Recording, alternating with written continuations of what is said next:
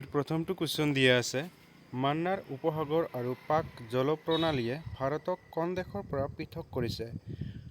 ফ্ৰেণ্ডছসকল চাৰিটা বিকল্প দিয়া আছে পাকিস্তান, বাংলাদেশ, নেপাল, শ্ৰীলংকা।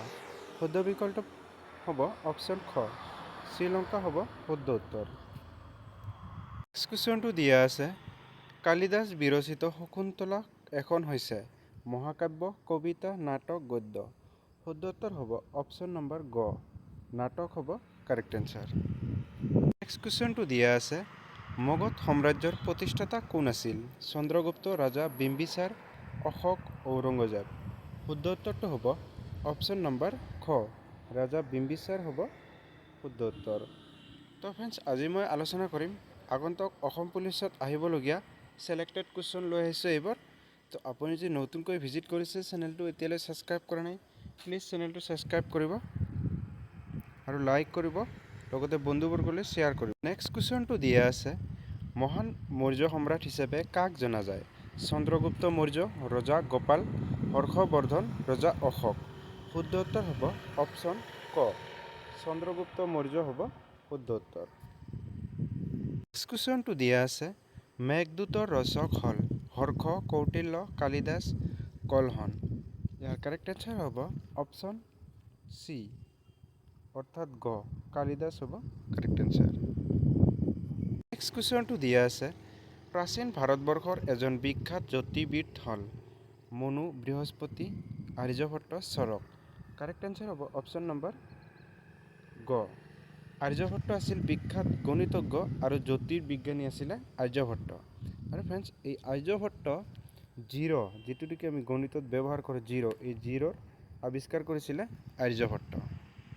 নেক্সট কুৱেশ্যনটো দিয়া আছে তলৰ কোনটো ভাৰতীয় নাগৰিকত্ব লাভৰ উপায় নহয়? অপশ্যন দিয়া আছে চাৰিটা ইয়াৰে জন্ম লাভ কৰি নাগৰিকত্ব লাভ কৰিব পাৰি, দেশীয়কৰণ পদ্ধতিৰে নাগৰিকত্ব লাভ কৰিব পাৰি, বংশানুক্ৰমে পাৰি, সম্পত্তি লাভৰ জৰিয়তে অৰ্থাৎ সম্পত্তি ক্ৰয় কৰি কোনো দেশৰ নাগৰিকত্ব লাভ কৰিব নোৱাৰি। অপশ্যন নম্বৰ ক হ'ব কাৰেক্ট এনচাৰ। নেক্সট কুৱেশ্যনটো দিয়া আছে ভাৰতীয় সংবিধানৰ মৌলিক অধিকাৰ বিষয়টো তলৰ কোনখন সংবিধানৰ পৰা ধাৰ কৰা হৈছে বা অনা হৈছে? ইয়াৰ শুদ্ধ উত্তৰ হ'ব অপশ্যন নম্বৰ ডি অৰ্থাৎ খ আমেৰিকাৰ সংবিধানৰ পৰা লোৱা হৈছে। মৌলিক অধিকাৰ কেইটা আমি সকলোৱে জানো মৌলিক অধিকাৰ এতিয়া 6টা। আগতে মৌলিক অধিকাৰ 7টা আছিলে তাৰে পৰা যিটো নেকি সম্পত্তিৰ অধিকাৰ মৌলিক অধিকাৰ সেইটো 1998 চনত সংবিধানৰ 44 নং সংশোধনীৰ জৰিয়তে মৌলিক অধিকাৰৰ পৰা সম্পত্তিৰ অধিকাৰক উঠাই দিয়া হৈছে। গতিকে এতিয়া মৌলিক অধিকাৰ 6টা আৰু এই মৌলিক অধিকাৰ লোৱা হৈছে আমেৰিকাৰ সংবিধানৰ পৰা। নেক্সট কুৱেশ্যনটো দিয়া আছে ভাৰতত প্ৰথম লোকসভা কেতিয়া গঠিত হয়?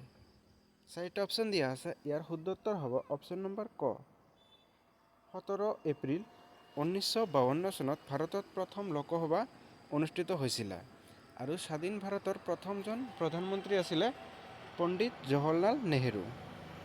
নেক্সট কুৱেশ্যনটো দিয়া আছে ৰাজ্যসভাৰ সদস্য সংখ্যা হ'ল 300, 238, 250, 325। কাৰেক্ট এনচাৰ অপশ্যন নম্বৰ গ 200 সৰ্বাধিক ৰাজ্যসভাৰ সৰ্বাধিক সদস্য সংখ্যা হয় যদি 250 হয়।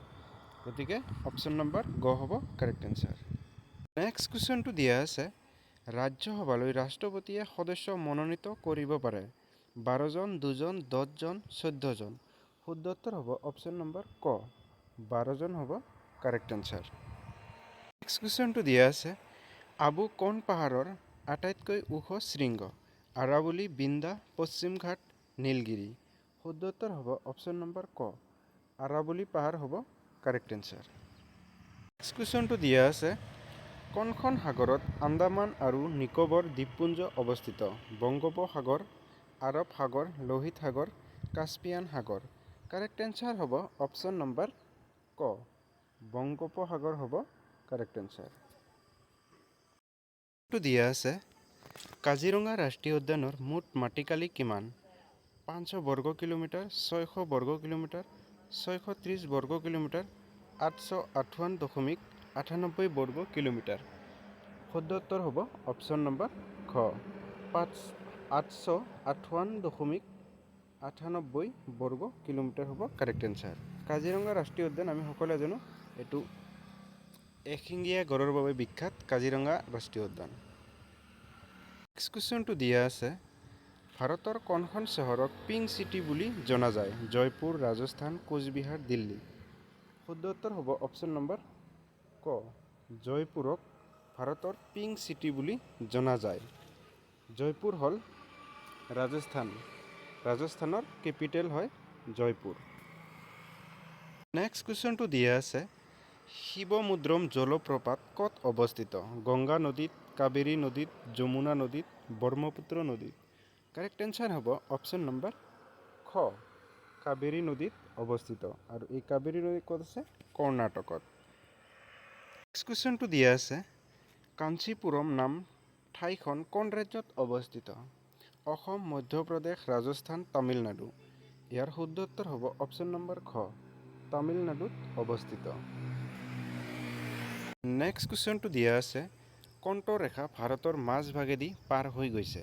বিষুৱ ৰেখা, কৰ্কট ক্ৰান্তীয় ৰেখা এটাও নহয়।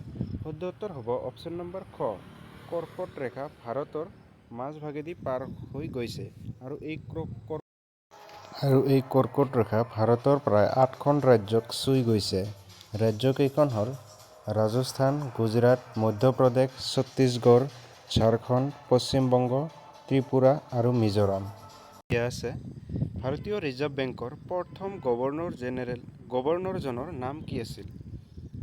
চাৰিটা অপশ্যন দিয়া আছে। শুদ্ধ উত্তৰ হ'ব অপশ্যন নম্বৰ গ, ছাৰ উজ বিন স্মিথ হ'ব শুদ্ধ উত্তৰ। আৰু বৰ্তমান ভাৰতীয় ৰিজাৰ্ভ বেংকৰ বৰ্তমান গভৰ্ণৰজন হ'ল শক্তিকান্ত দাস। অপশ্যন নম্বৰ ক, শক্তিকান্ত দাস। মনত ৰাখিব শক্তিকান্ত দাস বৰ্তমান প্ৰেজেণ্ট। নেক্সট কুৱেশ্যনটো দিয়া আছে বিশ্ব বাণিজ্য সংস্থা অৰ্থাৎ WTO মুখ্য কাৰ্যালয় ক'ত অৱস্থিত? ইয়াৰ শুদ্ধ উত্তৰ হ'ব অপশ্যন নম্বৰ চি, গ, জেনেভা, ছুইজাৰলেণ্ডৰ জেনেভাত অৱস্থিত। নেক্সট কুৱেশ্যনটো দিয়া আছে গুৱাহাটী নুনমাটি তেল শোধনাগাৰৰ শুভাৰম্ভ কেতিয়া হৈছিল? ইয়াৰ শুদ্ধ উত্তৰ হ'ব অপশ্যন নম্বৰ গ, 1961 চনত গুৱাহাটীত নুনমাটি তেল শোধনাগাৰৰ শুভাৰম্ভ কৰা হৈছিল। আৰু ফ্ৰেণ্ডসকল প্ৰথম তেল শোধনাগাৰ আছিলে ডিগবৈ তেল শোধনাগাৰ।